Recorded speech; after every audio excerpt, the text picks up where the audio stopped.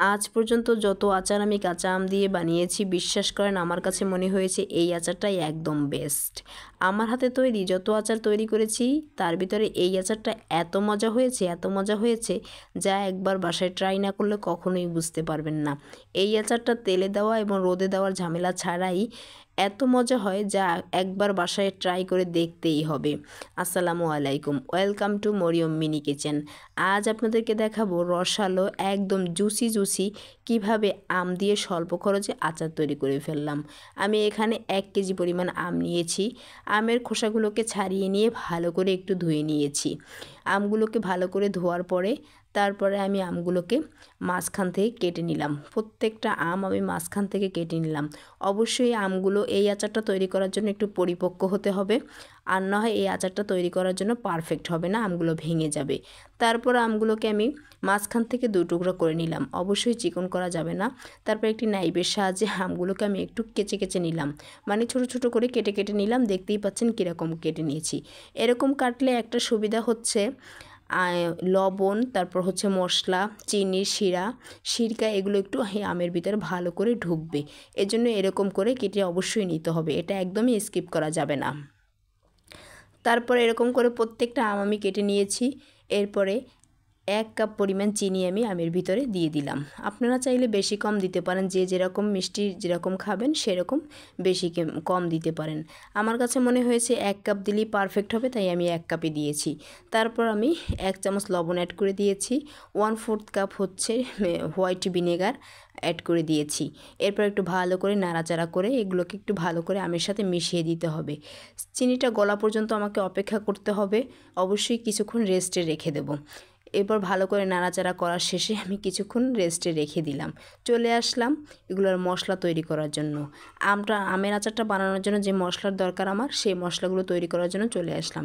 এখানে আমি 3টা মরিচ নিয়েছি, মেথি নিয়ে নিয়েছি 1/4 টিস্পুন, রাঁধুনি নিয়ে নিয়েছি 1/4 টিস্পুন, মিষ্টি জিরা নিয়ে নিচ্ছি 1/4 টিস্পুন, কালো জিরা নিয়ে নিচ্ছি 1/4 টিস্পুন, নর্মাল জিরা নিয়ে নিচ্ছি 1/4 টিস্পুন, গোটা ধনিয়া নিয়ে নিচ্ছি 1/4 টিস্পুন। তারপর হচ্ছে সাদা সরিষা, কালো সরিষা মিলিয়ে নিয়ে নিচ্ছি 1/4 টিস্পুন। এরপর একটু ভালো করে একটু ভাজতে হবে, ভালো করে একটু মুচমুচা করে ভাজতে হবে। মরিচটা একটু ভালো করে মুচমুচা করে ভেজে নিতে হবে। এরপর ভাজার শেষে এগুলোকে আমি একটা ব্লেন্ডার বা পাটার সাহায্যে এগুলোকে আধবাটা করে নেব। মানে একটু একদম মিক্স করা যাবে না, আধবাটা করে রাখতে হবে। এরপর আধবাটা করে আমি রেখে দিয়েছি। এরপর চলে আসলাম সেই আমগুলোর কাছে, যে আমগুলোকে আমি চিনি এবং সিরকার সাহায্যে কিছুক্ষণ রেস্টে রেখে দিয়েছিলাম। এগুলো চিনি এবং সিরকার সাহায্যে এরকম রেস্টে রাখার মূল একটা কারণ হচ্ছে, এতে করে আমগুলো ভেঙে যাবে না, আমগুলো একটু টাইট টাইট হবে। এ পর্যায়ে দেখতে পাচ্ছেন আম থেকে প্রচুর পরিমাণ পানি বের হয়েছে। সেই পানি সহই আমি একটা প্যানে দিয়ে দিলাম। চিনিগুলো কিন্তু সবগুলো গলেনি, এজন্য চিনিগুলোকে ভালো করে গলানোর জন্য অবশ্যই আমি অনেকটা সময় একটু আমাকে জাল করতে হবে। আমগুলো একটু ভালো করে টাইট টাইট হবে, চিনিগুলোকে গলে যাবে।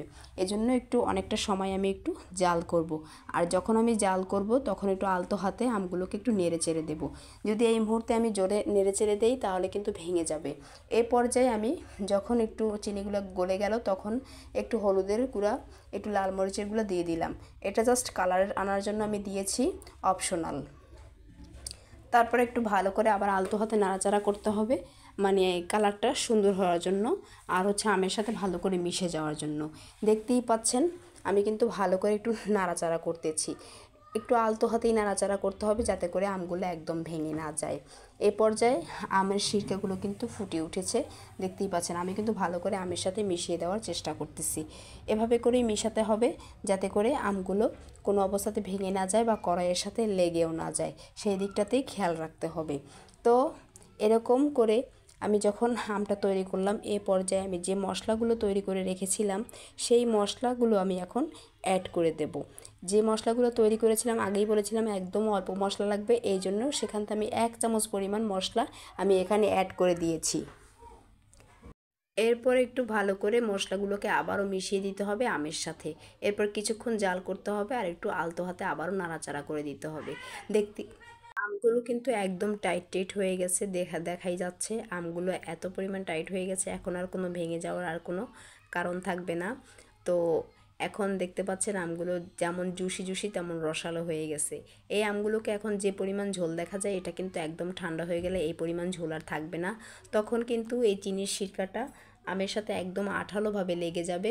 খেতে এত পরিমাণ ভালো লাগবে, এত পরিমাণ ভালো লাগবে যেটা বলার মতো না। জুসি জুসি রসালো রসালো এই আমের আচার, একদম রোদে দেওয়ার ঝামেলা নাই, তেল ছাড়া খুব চটপট করে তৈরি করে নেওয়া যায় বাসায়। আপনারা যখন তৈরি করবেন অবশ্যই একটু বেশি করে তৈরি করবেন, কারণ এই আমটা এত পরিমাণ মজা যা বলার মতো নয়।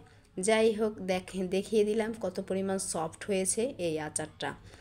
এতটুকু পরিমাণ সফট হয়েছে আর এত পরিমাণই মজা এই আচারটা, যা একবার বাসায় ট্রাই না করলে বুঝতেই পারবেন না এই আচারটা একদম স্বল্প খরচে কিভাবে তৈরি করে নেওয়া যায় আর কিভাবে।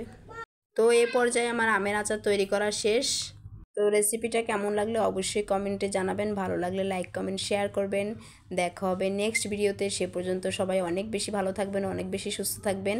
আর আমার দেখানো রেসিপিটা অবশ্যই বাসায় একবার ট্রাই করবেন। আল্লাহ।